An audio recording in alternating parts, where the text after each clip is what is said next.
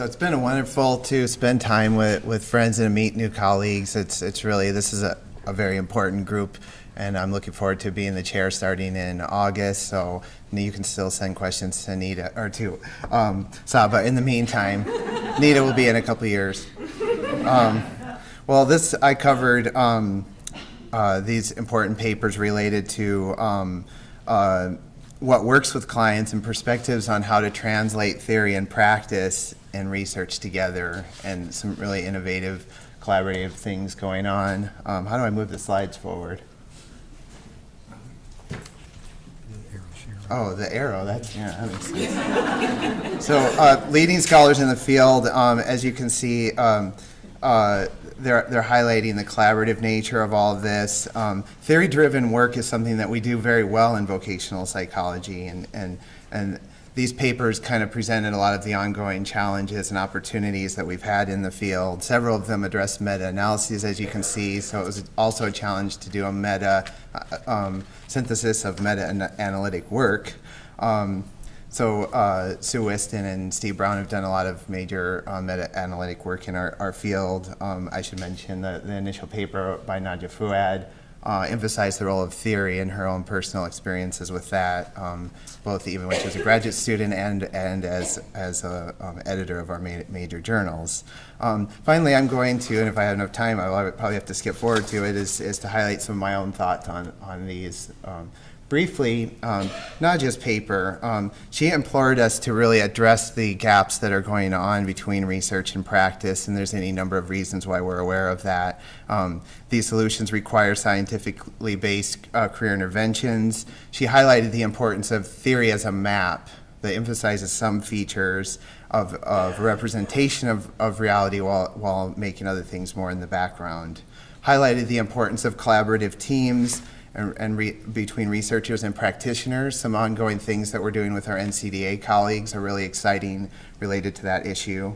And then she pointed out a number of solutions, bringing in supervisors into the classrooms so they can share their personal reflections on that. She also shared when she was a graduate student how even someone like Nadia Fouad once was not sure what to do with the remaining 40 minutes.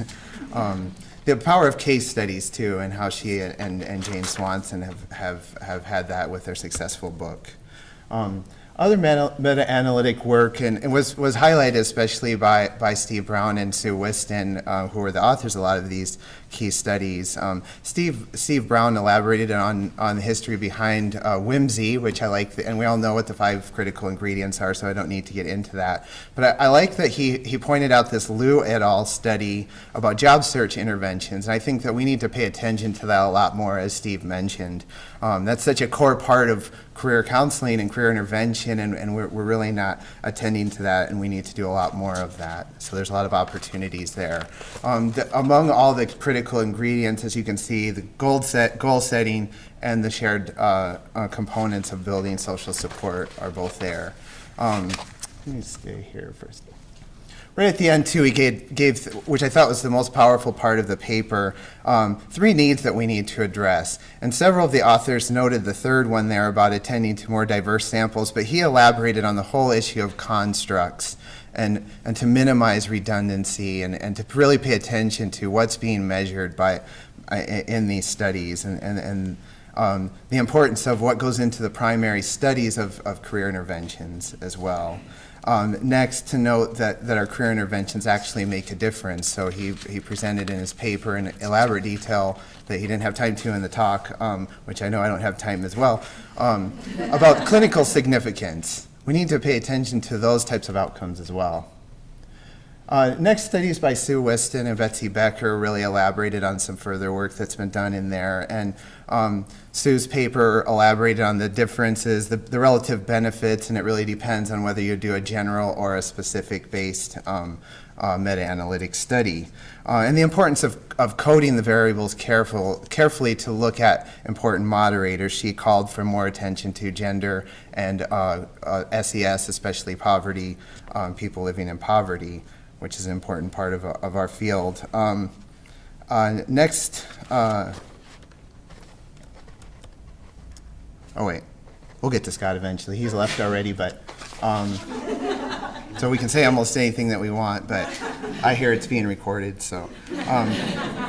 Betsy Becker's work really highlighted the importance of theory, and she really went into some important work related by Cronbach. And she's talked with me and tried to teach me what mutos is. You can read the paper to get into more details, but paying attention to the method, to the units of measurement, the treatments, outcomes, and settings. These are important components that might influence the variability or the variation within meta-analyses, and the distributions that she showed pointed that out. And this underscores the power of generalizability of these studies. And to keep in mind that when you do that and you're guided by a theory, it might tell you what future studies need to be conducted as well, not just what's out there. Scott's doing some important work that's involving collaboration with communities and engaged scholarship. Saba Ali and I are both involved with this Massachusetts Institute of College and Career Readiness project, and it involves, and several other authors, Nadia as well, highlighted the importance of nurturing these collaborations with people from different disciplines, and that's a real live example. Scott is really doing a lot for our field to highlight policy initiatives going on and the different federal agencies that really find our work important and impactful, and I think that we really need to take advantage of that. I have other quotations from Scott too, but I thought this is the most powerful. If you just read that to summarize really how we need to use our skills and experiences, to be mutually beneficial to in some real world settings. Did I have the 2-minute warning yet? Oh. Well, I don't want to end like that.